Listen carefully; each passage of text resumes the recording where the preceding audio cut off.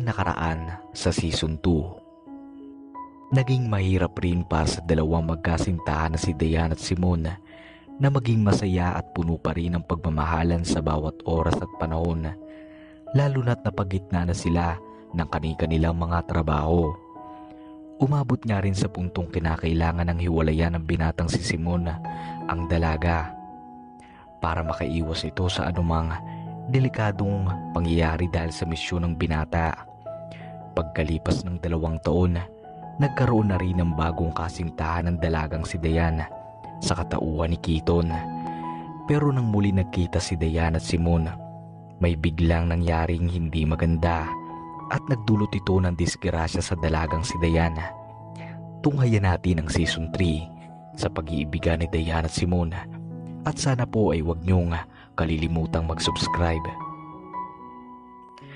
Masayang naghahanda ng almusal si Audria at hinihintay ng makababa ang asawa niyang si Keaton. "Good morning," nakangiting bungad ni Audria.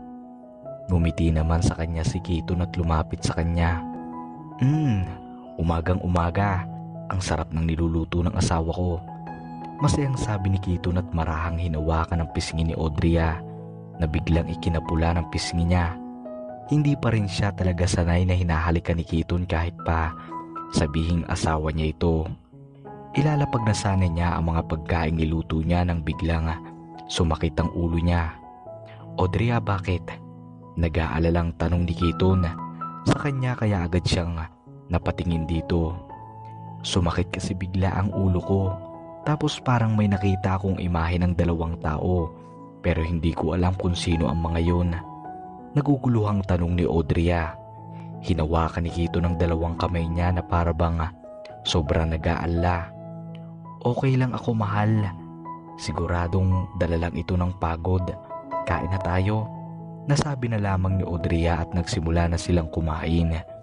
Ngunit sa gitna ng pagnguya niya ay hindi niya mapigilang hindi magtaka sa biglang naalala niya. Hindi nagtagal, natapos ng kumain ng 2 at nag-ayos na rin si Audria para sa pupuntahan nila. Bibisitahin nila ang ina ni Keaton para magbanding sandali. Bawat linggo kasi ay gustong-gusto talaga ni Audria na bumisita sa ina ng asawa, lalo na at napakabuti nito sa kanya. Minsan rin itong ikinuwento patungkol sa pumanaw ng mga magulang ni Audria. Nasabi pa ay malapit na kaibigan nito ang ina ng asawa, kaya kahit nasa biyahe ay hindi mapigilan ni Audria na hindi ma-excite na makikita muli ang ina ng asawa. Na makarating ay galak siyang lumabas ng kotse at nakita niyang nakangitiring lumapit sa direksyon niya ang ina ni Keaton. "Mama," tawag ni Audria at marahang yumakap dito. "Ma, kayo po muna ang bahala sa asawa ko. Marami pa kasi akong aasikasuhin sa trabaho," sabi ni Keaton na bahagyang nagpalingon sa 2 babae. Bago umalis ay lumapit si Keaton sa kanya para halikan siya. Ngunit pasimple at mahinhin siyang yumuko. Hindi naman nagpumilit ang asawang si Keaton at marahan na lamang siyang niyakap bilang paalam. "Susunduin kita mamaya, asawa ko," bulong ni Keaton na may malungkot na mukha, kaya naiilang nang umiti ang dalaga at tumango. Nang aakma na sanang tatalikuran ng asawa, bahagya niya pa itong sinilip at pinanood na pumasok sa kotse, hanggang sa inalalayan na siya ng ina na pumasok sa bahay. Na makapasok sa loob ay napabuntong hininga na lamang siya. Mukhang napansin ito ng ina kaya mabilis nag-iba ang ekspresyon ni Audria. "Naiilang ka pa rin ba kay Keaton, Audria?" tanong ng ina, kaya nanlaki na lamang ang mga mata ni Audria. Gusto niya sana magsinungaling ngunit parang halata na lalo na ang nangyari kanina. "Mama, hindi naman po sa ganun. Sigurado po ay dala lang ito ng aksidente kaya parang naiilang pa rin ako." Nakayukong naguguluhan at malungkot na pag-amin ni Audria. Lumapit sa kanya ang ina at marahan siyang tinapik sa balikat, kaya mainhin niya itong tinignan. "Don't worry, Audria. Masasanay ka ulit kagaya ng dati." Confident na sagot nito na may ngiti pa sa labi. Parang siguradong sigurado ito na bago ang aksidente ay talagang normal ang pakikitungo niya kay Kito na napabuntong hininga na lang si Audrey. Mama, naalala ko lang po, di ba sabi niyo po sa Pilipinas tayo nakatira noon? Saka sa Pilipinas rin po kami ikinasal ni Kito. Bakit po tayo lumipat dito sa France? Kunot noong tanong ni Audrey habang naghahalo ng ingredients. Hindi agad nasagot ng ina kaya nanatili pa rin nakapinta ang nagtatanong na tingin ni Audrey. Kasi may bigla nangyari na hindi maganda sa papa ni Kito dito sa France. Tapos kinakailangan nating lumipad dito at napagpasyahan na lamang natin na imbis na sa Pinas gawin ng libing, dito na lang. Gusto mang paniwalaan ni Audrey ang sinabi ng ina ngunit sa ngayon ay parang hindi sapat ang sagot na iyon sa tanong niya. Hindi na lamang siya nang ulit at pinilit ang sariling hindi mag-isip ng kung ano-ano at kalimutan ng kung ano mang bumabagabag sa isipan niya. Oh, luto na pala ang cake, Audrey. Halika, sabi ng ina ni Kito na dali-daling hinila siya sa kusina. Inilapag nito sa lamesa ang umuusok na cake. Tutulungan sana niya itong gawin ng iba pang ibibake nang biglang sumakit ang ulo niya at parang nahihilo na naman siya. Mariin siyang napapikit at napayukom. Narinig niya ang boses ng nag-aalalang ina na ngayon ay patuloy lang sa pagtawag ng pangalan niya. Maya-maya lang ay bigla na lamang may imahe na salit-salit na bumabalik sa isipan niya. Nakita niya ang sarili niya na may kasama at katawa ng binata habang nasa loob sila ng kotse. Gusto mang makita ni Audrey ang mukha ng binata, ngunit malabo ito at ang hirap mawari. Audrey, malakas na pagtawag ng ina ni Kito kaya naimulat na lamang niya ang kanyang mga mata. Sino kaya yun? Wala sa sariling tanong ni Audrey. Sinong-sino, Audrey? Unot noong tanong ng ina kaya mabilis itong nilingon ni Audrey. Wala lang po. Pakla siyang ngumiti. Hindi na naiintindihan ni Audrey pero parang naisip na lamang niya na mas mabuting sa kanya na lang muna malalaman kung ano ang nakikita niya sa isipan niya. Mukha kasi itong mga alaala niya noon as sa tingin niya ay napakahalagang impormasyon ito para unti-unti niyang maalala ang lahat. Maya-maya pa ay dumating na si Kito para sunduin siya. Housework? Tanong ni Audrey. Same, nakakapagod. Ikaw, ano namang pinagagawa niyo dito ni Mama? Nakangiting tanong ni Kito sa kanya. Gumawa kami ng cake. Gusto mong tikman? Taas noong sabi ni Audrey at tumango ang asawa. Mabilis namang pumasok sa kusina si Audrey at minala ang mga gawang cake sa sala. Nang pabalik na sana siya sa sala, nakita na lamang niyang may pinag-uusapan na mag-ina at mabilis tumigil nang makita ang presensya niya. Hindi na lang niya pinansin ito. Siguradong usap mag-ina lang ito or tungkol sa business. Sandali pang nag-uusap ang tatlo hanggang sa mapagpasyahan ng umuwi na mag-asawa at iiwan na muli ang ina. Sa susunod na linggo na naman, Audrey. Nakangiting sabi ng ina. Ngumiti si Audrey at pumasok sa kotse. Sobrang tahimik ng buong biyahe at mukhang pagod talaga ang asawa niya. Kaya hindi na lamang siya nangulit na magsalita pa. Na makaabot sa bahay ay hinawakan ito ang bewang niya habang inaalalay papasok ng bahay. Medyo naiilang man ay hinahayaan niya ito. Asawa niya ito at kinakailangan niyang ipakita dito na hindi siya naiilang sa bawat yakap at halik nito. Kasalukuyan na ngayong nakaharap sa salamin si Audrey habang sinusuklay ang hanggang balikat niyang buhok. Maya-maya lang ay lumabas na galing sa banyo ang asawa. Nakakatapos lang mag-half bath at walang takip na pang itaas. Agad inilayo ni Audrey ang tingin niya dito at pinilit na pagtuunan ng pansin ang pagsuklay niya sa buhok niya. Hindi ka pa ba matutulog, asawa ko? Tanong ni Kiton na ngayon ay may damit na at nakahiga na sa kama. Tinapos na ni Audrey ang pagsuklay ng kanyang buhok at mabilis na lumapit sa kama at pinili ng humiga. Pipikit na sana siya upang matulog nang biglang yumakap sa kanya ang asawang si Kiton, kaya hindi niya mapigilang hindi kabahan. Maya-maya lang inaramdaman niya na unti-unti nang lumalapit ang labi nito sa leeg niya, kaya mariin siyang napapikit. Mag-asawa kayo, Audrey, kaya normal lang na gawin niyo ito. Pagsasalita ng dalaga sa sarili. Nang maramdaman niya ang mainit itong labi sa leeg niya, ay hindi na niya kinaya at mabilis siyang bumangon at lumayo sa kama. Sorry Kiton, hindi ko pa kaya. Sorry. Naiiyak na lumabas sa kwarto si Audrey at nagtungo sa madilim na sala. Tinakpan niya ang sarili niyang mukha at hindi na niya mapigilang umiyak. Bakit? Bakit hindi mo mahalikan si Kiton? Bakit hindi mo siya magawang pasayahin, Audrey? Naiiyak na sabi ng dalaga at tinayaan ng sariling mapag-isa muna. Naguguluhan na si Audrey sa kanyang nararamdaman. Dahil sa naramdamang hiya ni Audrey, hindi niya nagawang bumalik sa kwarto at pinili na lamang humiga sa sopa ng sala. Kinaumagahan, nagulat na lamang siya nang mapagtantong nakahiga na siya sa kama, ngunit hindi niya katabi ang asawang si Kiton. Dali-dali siyang bumangon at lumabas sa kwarto para hanapin ang asawa. Na makapasok sa sala ay nakaramdam na lamang siya ng awa nang makita ang isang unat kumot sa sopa ng sala. Hudyat na hindi tumabi sa kanya si Kiton.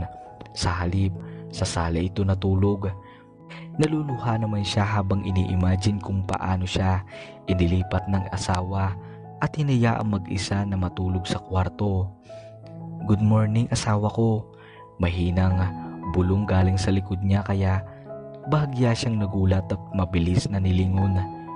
Nakita niya ang nakangiting asawa habang may hawak itong 2 tasang kape. Magkape muna tayo, mahal. Dagdag pa ng asawa, kaya naiyak na lamang si Audrey. Paano niya magagawang sakta ng mabait niyang asawa? Hindi na niya napigilan at maingat siyang yumakap dito at hinayaan ang sariling humagulgol. Sorry Kiton, pangako susubukan ko ulit na pasayahin ka. Minsan kasi parang may pumipigil sa akin kapag hahalikan mo ako. Hindi ko alam kung ano ang nangyayari sa akin. Naiiyak na pag-amin ni Audrey.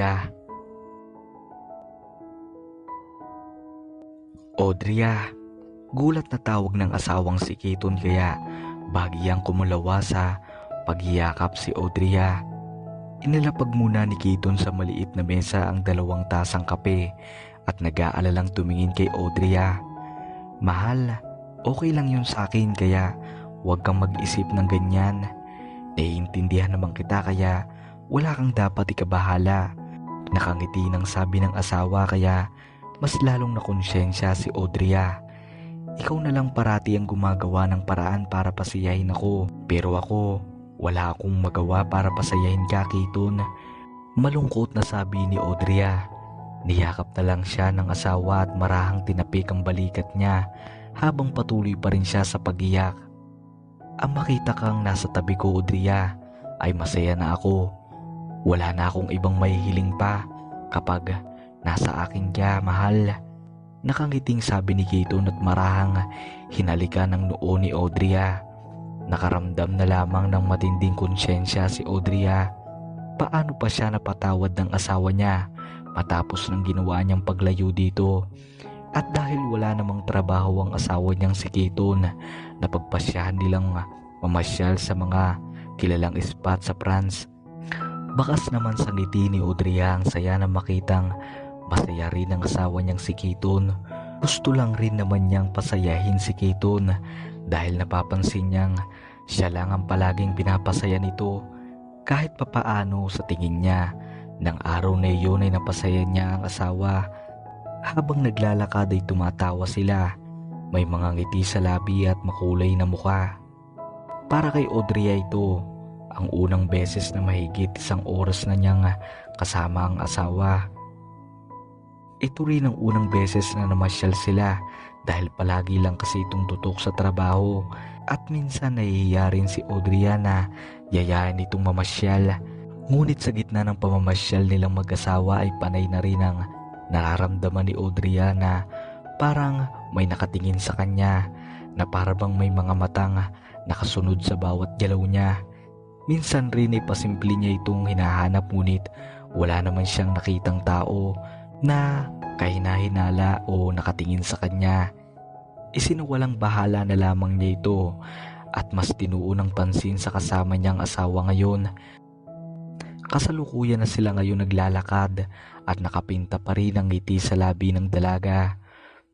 "Doon tayo, Keaton," masayang sabi niya sa asawa at hindi na niya hinintay ang sasabihin nito nang mabilis niya itong hinila papunta sa pwesto na itinuturo. Isang patag na damuhan at kitang-kita sa pwesto ang papalubog na araw. Na makarating sa destinasyon ay masayang umupo ang dalaga sa damuhan, kaya natatawa na lamang umupo ang asawa sa tabi niya. "Ang ganda talagang tingnan ng sunset," manghang komento ni Audrey. "Maganda nga, lalo na kapag kasama mo ang taong mahal mo."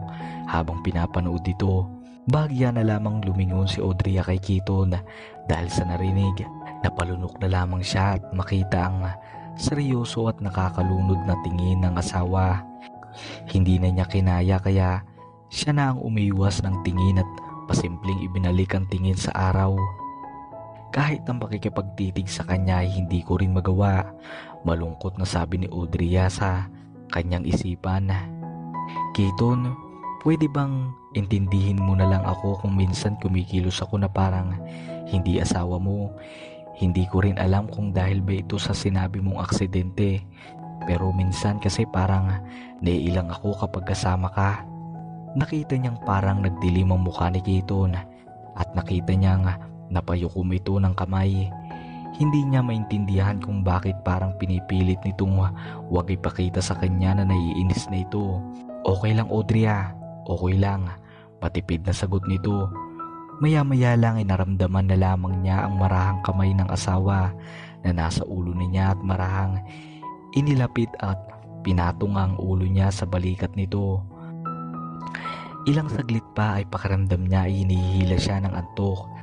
Siguro ay dahil sa pagod. "Maganda dito, Dayan." Nagulat na lamang siya nang marinig ang salitang iyon galing sa pamilyar na boses ng binata. Mabilis niyang iminulat ang kanyang mga mata at nanlaki na lamang ito nang makitang iba na ang lugar na nasa harapan niya. Maraming mga puno dito ngunit nananatili pa rin ang ganda ng paglubog ng araw. Maya-maya lang ay napansin ng dalaga na may katabi na siyang binata ngayon, ngunit hindi na ito ang asawa niyang si Keaton. Bagya siyang nagulat pero hindi niya nagawang umatras. Andun ang matinding kabog ng dibdib na parang kuryente na dumadaloy sa buong katawan niya. Gusto niyang abutin ang binata at magpakulong sa bisig nito. Ang totoo, gusto niyang halikan siya nito. "Dayan, pangako natin sa isa't isa na magsasama at magmamahalan tayo habang buhay. Okay? Hindi ko makakaya kapag mawawala ka sa tabi ko, Dayan," sabi ng binata at marahan ng hinawakan ng pisngi niya. "Mahal rin kita, Simon Rolon." Nagulat na lang siya nang kusang nagsalita ang bibig niya. Napansin na lamang niya na lumapit na ang mukha ng pamilyar na binata at dahan-dahang ipinikita mga mata nito. Kusang naging bato ang katawan ni Audrey at hindi man lang siya kumontra at naramdaman na lamang niya ang isang napakapamilyar na halik ng binata na nasa harapan niya ngayon. Para na siyang nababaliw na ginalaw na rin niya ang labi niya. Para bang sabik na sabik siya sa halik ng binata. Nang sandaling magkahiwalay ang mukha nila ay umiti ang binata sa kanya at unti-unti naging malabo ang paningin niya. Audrey, gising." Narinig niyang marahang pagising sa kanya ni Keaton. Dahan-dahang naimulat ni Audrey ang kanyang mga mata at nakitang wala na ang magandang araw sa harapan niya at sa halip ay isang maliwanag na buwan at maitim na kalangitan na ang pumapalibot sa kanya. Mukhang napagod niya, mahal. Uwi na tayo, mahinhin sabi ng asawa niya. Kaya tumayo siya at inalalayan na siya ng asawa na makatayo. Napansin ni Audrey na parang malungkot ito, para nagtitimpi ito sa isang bagay na hindi niya maintindihan. Sandali silang naglakad at hinanap ang nakapark nilang kotse. Nang mahanap ay unang pumasok si Audrey at tulalang nakaupo sa loob. Mukhang anto ka pa, mahal. Matulog ka pa kaya? Gigisingin na lang kita ulit kapag nasa bahay na tayo. Mukhang napansin ng asawa ang pagkatulala niya. Ngumiti na lamang siya dito at piniling sumandal sa bintana ng kotse at inaalala ang napanaginipan niya. Napahawak na lamang siya sa kanyang dibdib nang biglang bumilis ang pagtibok ng puso niya nang maalala niya ang mukha ng binatang nasa panaginip niya. Simon Rolon? Pagsasalita niya sa kanyang isipan. Paulit-ulit niya itong binabanggit sa isipan dahil ayaw niya itong makalimutan. Bakit andun siya sa panaginip ko? Panaginip ko ba talaga iyon o isang alaala? Tatanong na lamang niya sa sarili. Pinili na lamang ni Audrey na huwag masyadong isipin ang nasa panaginip niya. Ilang araw na rin na nagdaan, parang mas lumalala ang pagpapakita ng binata sa panaginip niya. Minsan rin niyang nakikita sa panaginip niya na nakikipaghalikan siya dito, nakikipagtawanan, yumayakap, na minsan ay hindi niya ito nagawa sa asawang si Kiton. Minsan rin ay nakikita na lamang niya ang sarili niya na umiiyak ng walang dahilan. Gusto man niyang huwag pansinin ito ngunit hindi niya magawa. Panay na rin ang sumasakit ang ulo niya at biglang may imaheng nagpapakita dito. Audrey, mahal, ang aga pa, gising ka na agad? Inaantok na sabi ng asawa na ngayon ay katabi niya sa kama. Kasalukuyan na kasi siyang nakaupo at gusto nang maiyak sa mga biglang nagpakita sa isipan niya. Gusto na niyang matapos ito. Gusto na niyang mawala ang mga bumabagabag sa kanya. Ayoko na. Ayoko nang may maalala. Naiiyak na sabi ni Audrey at napansin niyang bumangon na si Kiton at ngayon ay nakaupo na sa tabi niya. Bakit? May naalala ka ba, Audrey?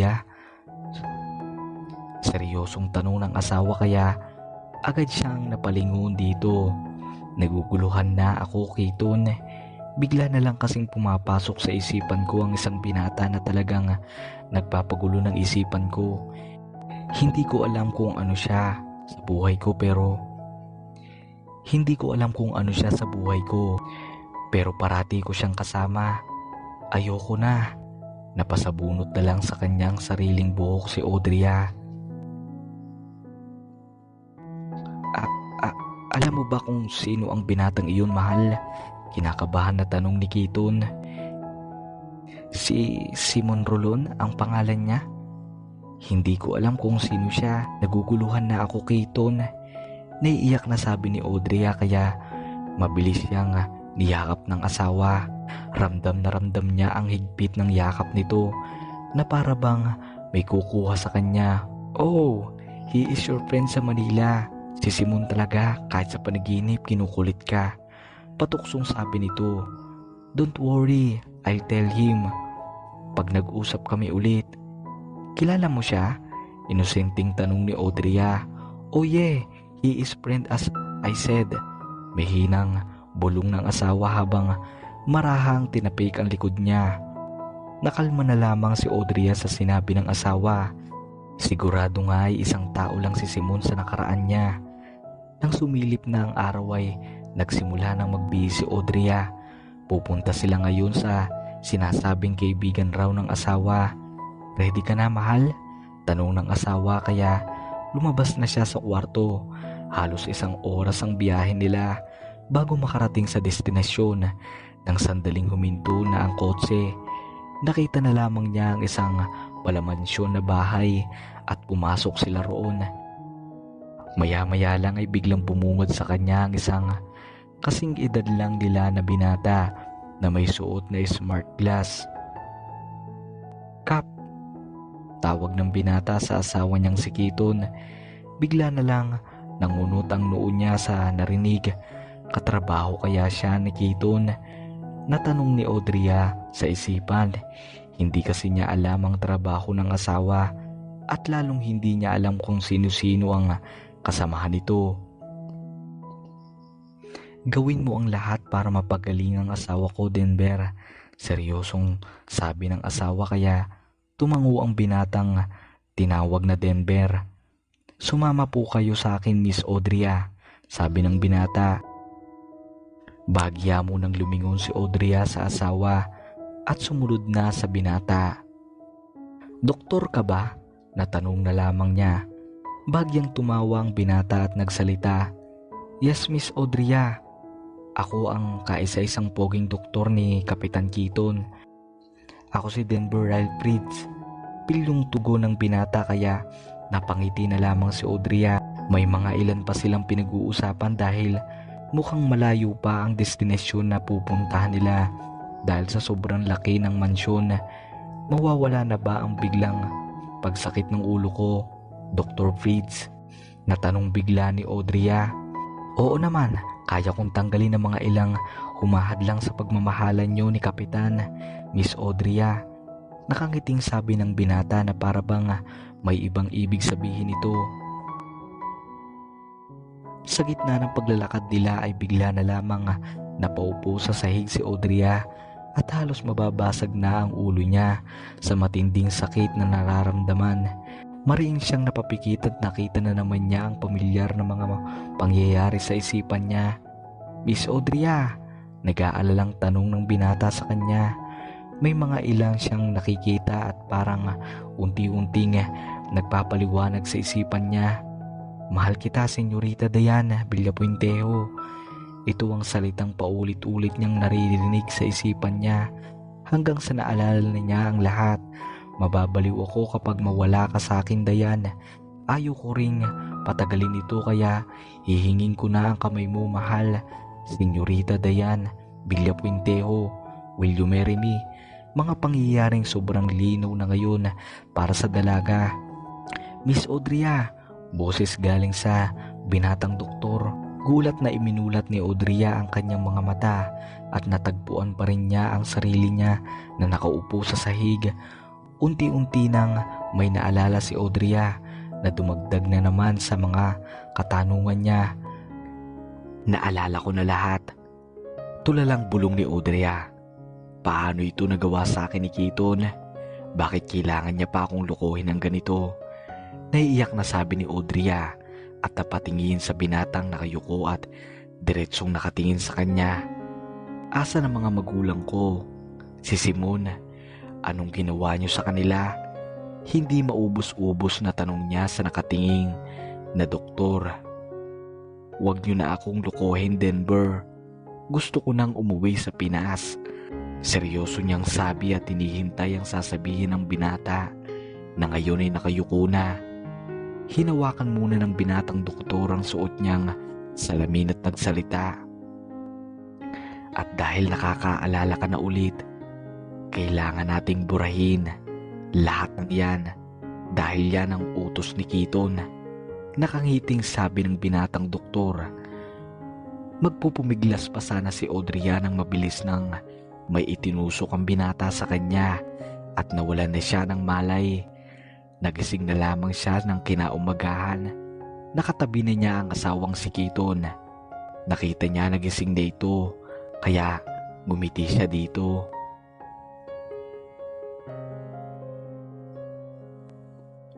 "Good morning, asawa ko."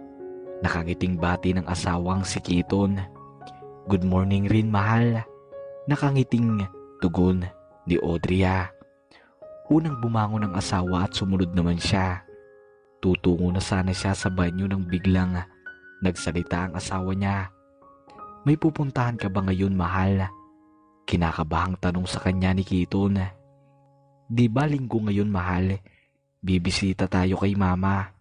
Nakangiting tugon ni Audrey kaya napakamot na lamang ng ulo ang asawa.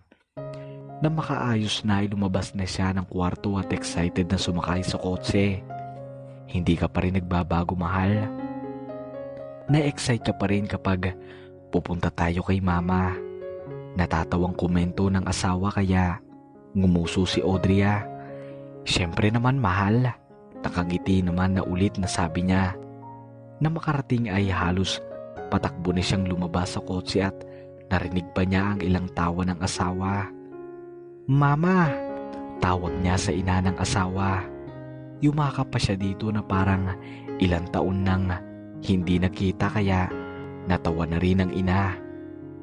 Napaka-adorable mo talaga, mahal.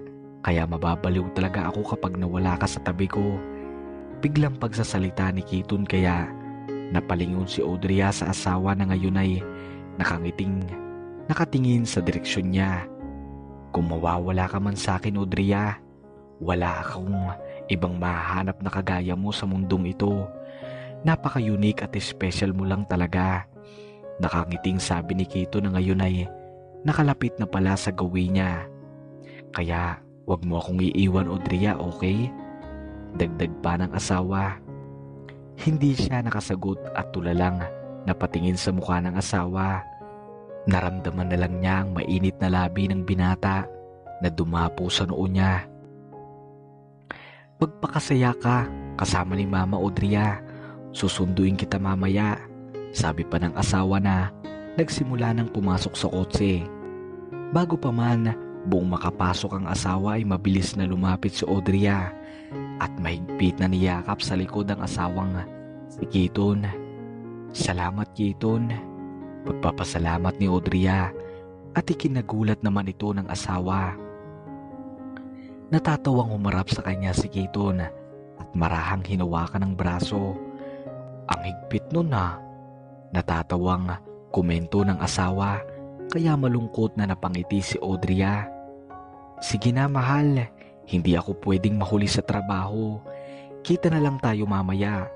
Magpakasaya ka, ha? Nakakiting sabi ng asawa at pumasok na sa kotse. Sandali pa itong pinanood ni Audrey hanggang sa napagpasyahan ng lumapit sa ina ng asawa. Mama, ano naman po ang gagawin natin ngayon? Masayang tanong ni Audrey na makapasok sa bahay. Gusto mo bang gumawa tayo ng pizza, Audrey? Tumango agad siya at nagsimulang tumulong sa ina. Masaya naman si Audrey habang tinutulungan ng ina na parabang ito na ang huling pagsasama nilang dalawa. Nang matapos ay parang batang pumapalakpak si Audrey habang inilapag sa mesa ang pizza nilang ginawa. Inamoy pa niya ito at halos malunod na siya sa bango nito. Nang maayos nang mailapag ay umupo na rin siya sa harapan ng ina at sinimulan nilang tikman ang nagawa nila. Halos wala nang masabi si Audrey dahil sa sobrang sarap nito. Hindi na rin niya mapigilan ang pagkain hanggang sa isang piraso na lamang ang naiwan. Mama, pwedeng akin na lang po iyang huling piraso ng pizza. Ang sarap po kasi. Pagpapaalam niya sa ina na tumango naman kaya masaya niya itong kinuha. Aakma na sana niya itong kakagati ng biglang nagsalita ang ina ni Keaton. Hindi talaga ako mapapagod na gawan ka ng dessert, Audrey. Nakakagaan kasing tignan ang mukha mo na nasasarapan ka talaga sa mga hinahanda ko. Nakangiting pagsasalita ng ina. Natulala na lamang si Audrey at sandaling tumahimik ang buong paligid. Gusto ko pong ikaw ang gagawa ng dessert kapag ikakasal na kami ni Simon, Mama. Seryoso at diretsong sabi ni Audrey na ikinagulat ng ina. Audrey? Gulat na tawag ng ina sa kanya. Maganda naman po ang pangalang Audrey pero mas gusto ko pa rin po ang original kong pangalan na Dayan Villapuentejo. Walang pag-aalinlangang sabi. Wala nang salitang lumalabas sa bibig ng ina at gulat nang nakatingin sa kanya. Bago pa ulit magsalita si Dayan ay maingat niyang inilapag ang hindi nakaing isang pirasong pizza at diretsyo nang lumingon sa ina ni Keaton. Itigil na po natin ito, Mama. Alam ko na po ang lahat. Seryosong sabi ni Dayan, kaya bumagsak na ang dalawang balikat ng ina. Hudyat na sumusuko na ito sa pagpapanggap. Masaya akong nakaalala ka na, Miss Dayan Villapuentejo. Seryosong sabi naman ng matanda. Kaano-ano niyo po ba talaga si Kiton? Seryosong tanong niya dito. Ako ang nagpalaki kay Kiton, Audria. Ibig kong sabihin, Dayan. Naaksidente ang mga magulang niya kaya bilang isang nanay niya noon ay ako na rin ang tumayong bilang ina sa kanya. Bigla na lamang nakaramdam ng awa ang dalaga dahil sa narinig sa matanda na naging ina ni Kiton. Alam kong mali ang ginawa ng anak ko, Dayan, pero sana wag niyo siyang saktan. Nung una hindi talaga ako sang-ayon sa plano niya, pero nakikita ko kasi sa mga mata niya na sabik siya sa pagmamahal sa iyo, kaya wala akong ibang magawa kundi ang hayaan siyang gawin ang bagay na sa tingin ko ay magpapasaya sa kanya. Naiiyak na paliwanag ng ina kaya napayuko na lamang ang dalaga. Napagtanto na lamang ni Diana, wala naman talagang ginawang masama sa kanya si Kiton. Kung tutuusin ay ramdam niyang inirerespeto rin siya ng binata ang mga desisyon niya at hindi rin siya pinipilit na gawin ng mga bagay na ayaw niya. Talagang sabik lang si Kiton sa pagmamahal pero hindi naman pwedeng manatili siya sa tabi nito kung ang puso niya ay nakaisimon na. Sorry po, mukhang kailangan ko na rin pong bumalik sa pamilya ko. Naging mabait naman po si Kiton sa akin pero hindi ko talaga siya kayang mahalin. Nakayukong sabi ni Dayan. Oo, noong si Audria pa siya ay nasasabi niya sa binata na mahal niya ito. Pero ngayong naiintindihan na niya na pinipilit lang niya ang sarili niyang mahalin si Kiton dahil kailangan niya, dahil nakukonsyensya siya dito. Magsasalita pa sana si Dayan nang bigla na lang may marahas na bumukas ng pinto at ilang mga nakaarmadong mga tao ang lumapit sa kanila. Dalawa sa mga ito ay lumapit sa dalaga at itinali ang mga kamay niya sa palikod. Nahagip na lamang ng mga mata ng dalaga ang naluluhang mga mata ng ina habang nakatingin ito sa kanya. Gusto ko na pong umuwi. Pagmamakaawa ng dalaga ngunit tinignan lang siya nito na parang walang magagawang tulong ang ina. Audria, mahal. Malakas na sigaw ng narinig nila kaya agad napalingon si Dayan sa may pintuan. Nakita niya si Kiton na papalapit sa gawi niya at nagulat siya nang niyakap siya nito ng napakahigpit. Akala ko wala ka na. Akala ko inalayo ka na nila sa akin, Audria. Natatarantang bulong ni Kiton sa kanya. Hindi ako si Audria, Kiton. Pagtatama ng dalaga sa binata kaya bahagyang kumuwala ang binata sa pagyakap sa kanya. Traidor talaga ang Denver na iyon. Mabuti na lang ay nahuli ko siya agad. May diin at nanginginig na sa galit si Kiton. Nagulat na lang rin si Dayan dahil sa narinig tungkol kay Dr. Fritz. Naalala niya tuloy ang nangyari matapos siyang injeksyonan ng binatang doktor at nagising siya nang naalala pa rin ang lahat at ipinaliwanag sa kanya na pampakalma lamang ang itinusok sa kanya at isa si Dr. Fritz sa mga tauhan ni Simon at nag-iispiya ito sa kumpanya ni Kiton. Anong ginawa niyo kay Dr. Fritz, Kiton? Nag-aalang tanong ni Dayan. Pinorsahan lang namin ng kaunti, Dayan. Tara, umuwi na tayo sa bahay at ibalik na kita sa pagiging Audrey ako. Hahawakan na sana siya ni Kiton pero mabilis na umatras si Dayan at diretso nang nakatingin sa binata. Kiton, hindi na tama to.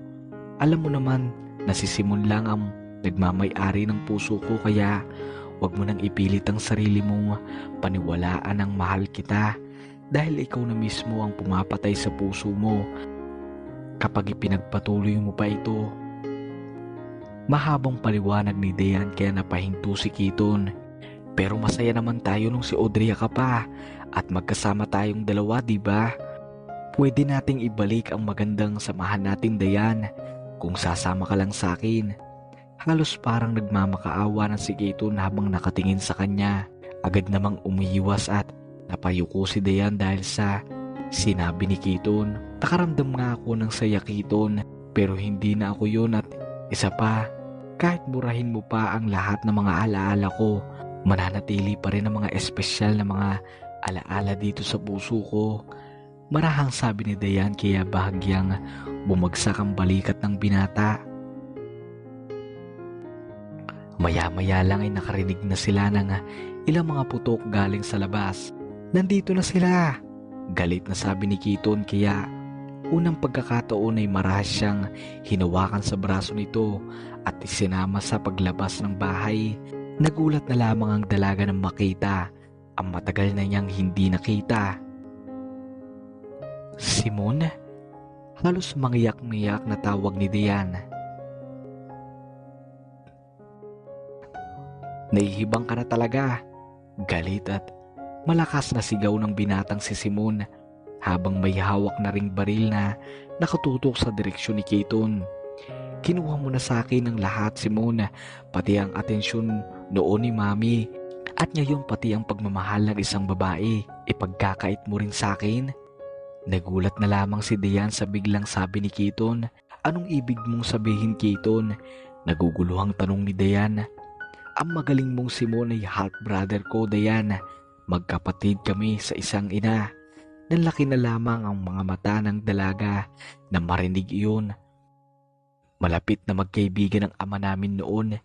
Naging sila ng ama ni Simon at nagkaanak pero hindi nagtagal. Mas sumama si Mami sa daddy ko. Pero hindi ko naiintindihan kung bakit bumalik pa si Mami sa kanila at mas piniling alagaan si Simon kaysa sa akin.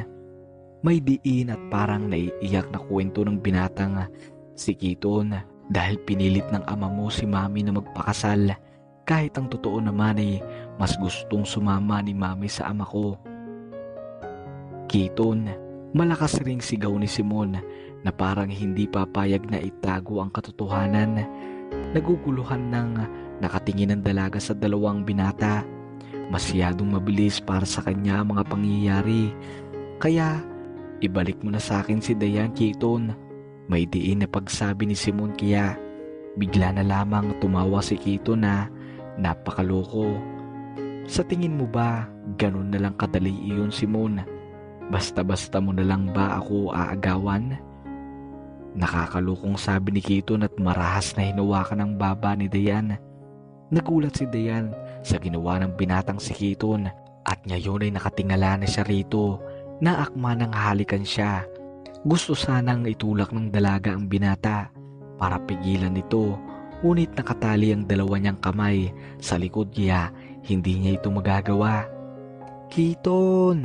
Malakas at galit na sigaw ni Simon at nagpaputok ng baril, ngunit hindi natinag ang binatang si Keaton at ilang galaw na lang ay magkakalapat na ang labi nilang dalawa.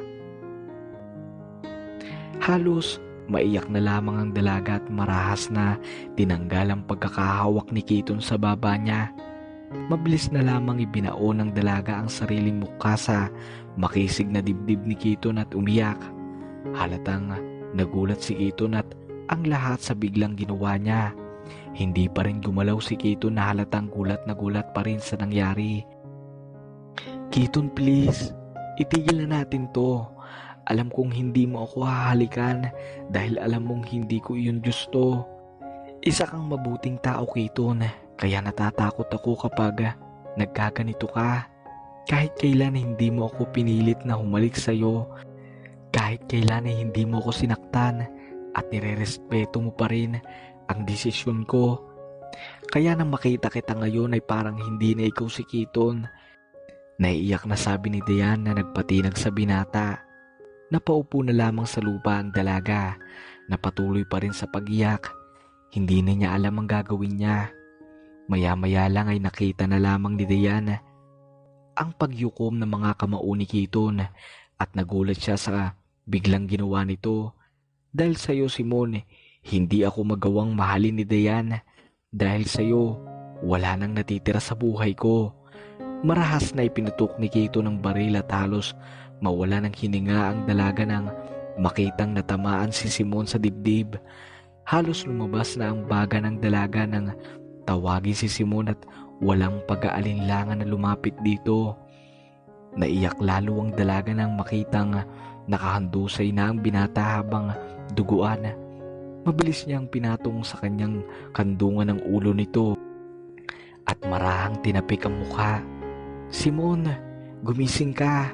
Simon, huwag mo akong iwan. Magpapakasal pa tayo, di ba? Kaya gumising ka na please. Umiiyak na sigaw ng dalaga.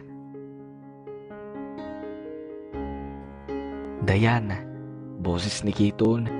Napalingon na lamang siya sa likod nang makita si Kiton na hawak na sa isa sa mga tauhan ni Simon at gulat na nakatingin sa direksyon niya. Kung mahal mo ako, Kiton, hahayaan mo akong maging masaya. Naiiyak na sabi ni Dayan kaya napayuko na lamang si Kiton. Gusto ko lang namang makaramdam ng pagmamahal, Dayan. Bakit pinagkait ito ng mundo sa akin? Yun ang huling salita ng binatang si Kiton at ipinasok na sa kotse sa isa sa mga kasamahan sa ahensya ng Rolon.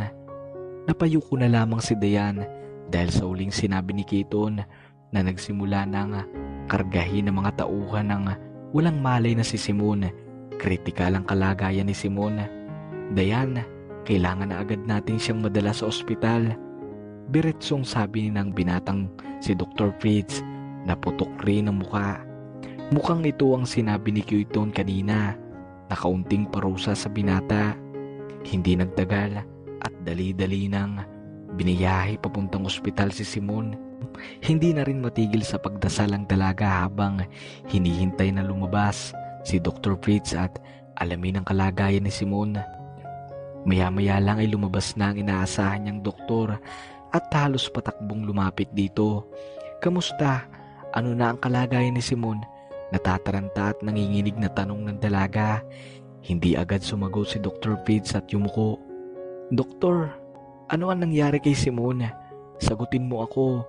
Naiiyak na sigaw ni Dayan. Malubha ang kalagayan ni Captain Simon Rolon. May posibilidad na hindi na siya makawala sa koma. Pero ipagdasal natin na makaya ng katawan niya. I'm sorry. Matapos iyong sabihin ng binatang doktor ay parang nadurog ang puso ng dalaga. Ang tagal nilang hindi nagkita at ngayong nagkita na ulit sila, bigla naman itong mawawala. Mawawala na ang pinakamamahal niyang si Simon habang buhay. Nawala na ang lakas ng dalaga at napaupo na sa sahig at tinayaan ang sariling umiyak. Ginawa ni Dayan ang lahat para mapagamot sa pinakamagaling na doktor si Simon. Dahil sa mga espesyalistang tumingin at tumamot dito ay nakalampas ito sa bingit ng kamatayan. Kailangan lang nitong magtagal sa ospital para magpagaling ng gusto. At sa lahat ng iyon ay katabi niya ang mga magulang na sobrang nagpapasalamat na nakabalik siya sa mga ito. Lumipas pa mga araw at hindi iniwan ni Dayan si Simon sa ospital. Doon ay matiyaga niyang inalagaan ang binata hanggang sa magising ito. Dayan? Akala ni Dayan ay nananaginip lang siya.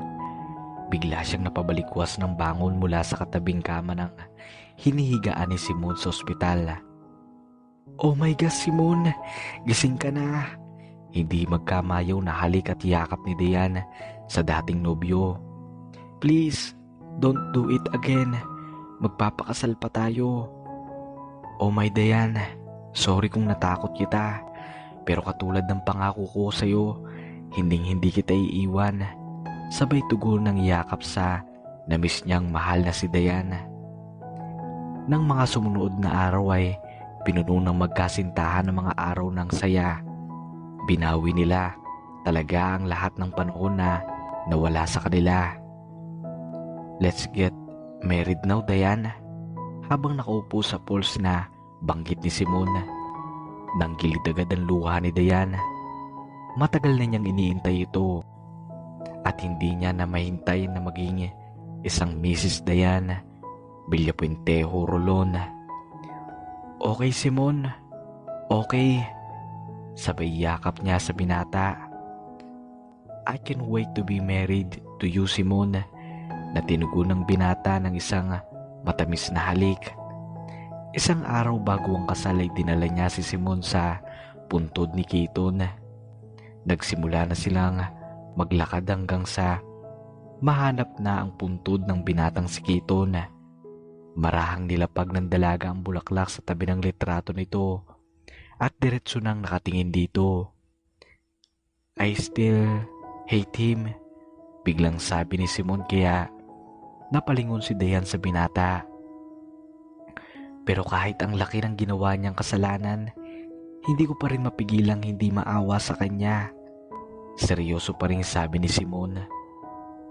Ayon sa investigasyon ng mga tagapagbantay ng kulungan, nakita raw nilang wala nang malay si Keaton habang nagbikti ito. Sinubukan rin itong dalhin sa ospital ngunit hindi na ito nakayanan pa. Gusto lang naman niyang makaramdam ng pagmamahal, pero bakit umabot sa ganito? Hindi niya ba naiisip ang naiwan niyang pamilya na tumayong ina para sa kanya sa France? Naluluwang sabi ni Diane. Bahagya mo nang tumahimik at nananatiling nakatingin sa magandang litrato sa binatang si Keaton.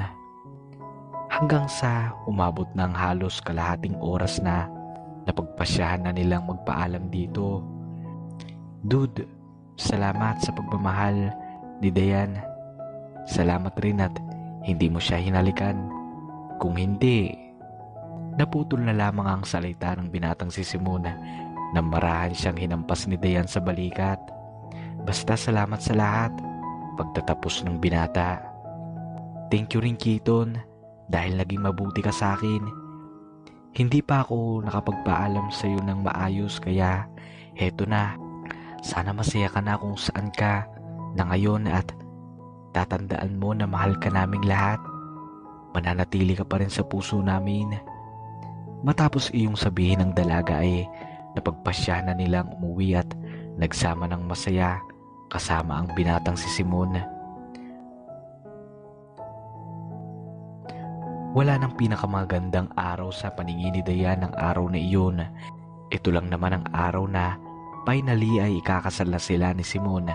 Ang araw na matagal niyang hinintay at hindi akalaing darating pa.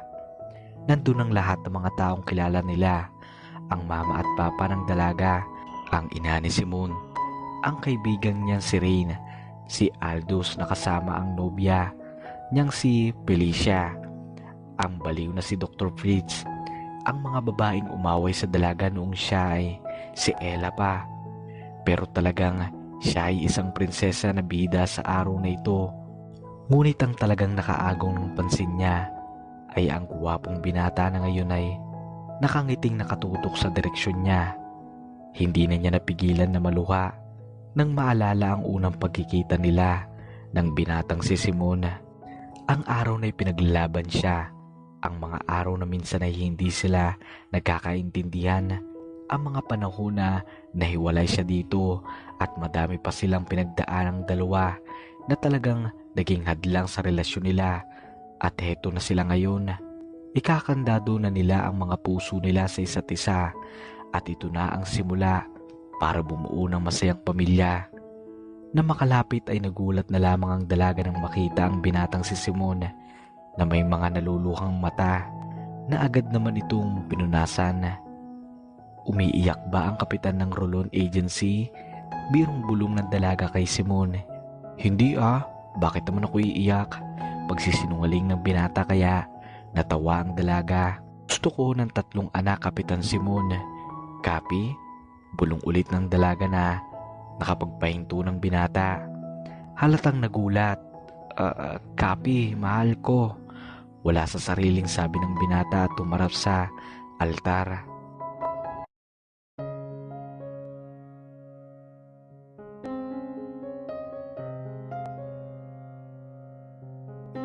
After 25 years, ika-25 anibersaryo ni Dayan at Simon.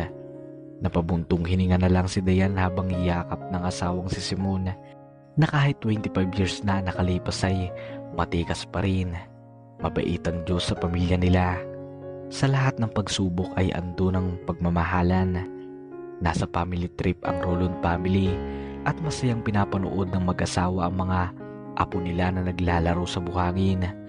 Napangiti na lamang si Dayan kay Simon habang pinapanood ang mga maliliit at cute nilang mga apo. Maya-maya ay nagsitakbuhan na ang mga tsikititing na papalapit sa gawin nila, kaya hindi na napigilan ni Dayan na tumawa. "Lola, Lolo, sama kayo sa amin. Gumawa tayo ng sandcastle." Makulit na hinihila ng batang si Tricia, ang lolang Dayan, kaya napagsabihan siya ng ina nito. "Tricia, pagod na si Lola kaya kayo na lang muna ang maglaro." Saway ng ina ni Tricia. Ikaw Lolo, laro tayo," sabi naman ng batang si Dane. Natawa na lamang ang dalawang matanda at pumayag na sa mga gusto na makukulit na apo. Parang naging bata ulit ang dalawang magkasintahan na makipaglaro ito sa dalawang apo. Matapos ang masayang family trip ay napagpasyahan rin ng pamilya na umuwi na at magpahinga. Nagkaroon niya ng 3 anak si Dayan at Simon, pero puro ito mga lalaki at ang dalawa nito ay may anak ng tig-isa at isa ay si Dane at Tricia. Halos walang araw na hindi maingay ang bahay ng mag-asawang si Dayan at Simon kapag bumibisita ang mga apo nila sa bahay. Naaliw rin sila makipag-usap dito at talaga namang nakakagigil ang kakyutan ng mga ito. Kasalukuyan nang nasa bahay si Dayan at Simon at sila lang ngayon sa bahay ng pinagawa noon ni Simon. Sobrang tibay pa rin ang bahay nila at wala silang balak na ibenta o umalis dito. Dahil napakarami rin ng memorya ang nagaganap sa loob ng bahay na ito. "Hindi ka ba inaantok, mahal?" tanong ni Dayan nang makita ang asawang si Simon na nakaupo sa balkonahe ng kwarto habang tutok na tutok sa pagpalubog na araw. Bahagyang lumingon sa kanya ang asawa at niyaya siyang umupo sa tabi nito. "Halika mahal, samahan mo ako dito." Pagyayaya ni Simon, nakangiting lumapit na si Dayan at hawak kamay ng nakaupo sa tabi nito habang nasa harapan ang magandang tanawin kung saan kitang-kita ang paglubog ng araw. "Dayan, salamat sa lahat. Salamat dahil kinulayan mo ang buhay ko. Hindi ko talaga alam kung ano o sino ako ngayon kapag hindi ka lumapit sa music room at hindi mo ako sinampal." Natatawang umiiyak na ngayon si Dayan at nakita rin niyang umiiyak na rin ang asawang si Simon. "Mahal kita Dayan. Mahal rin kita Simon. Miss yung tumanda kasama ka."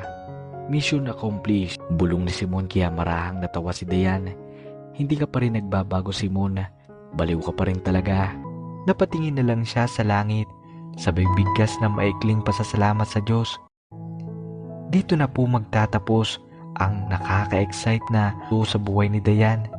At sa lahat ng walang humpay na tumatangkilik sa channel na ito, maraming salamat po. Peace out.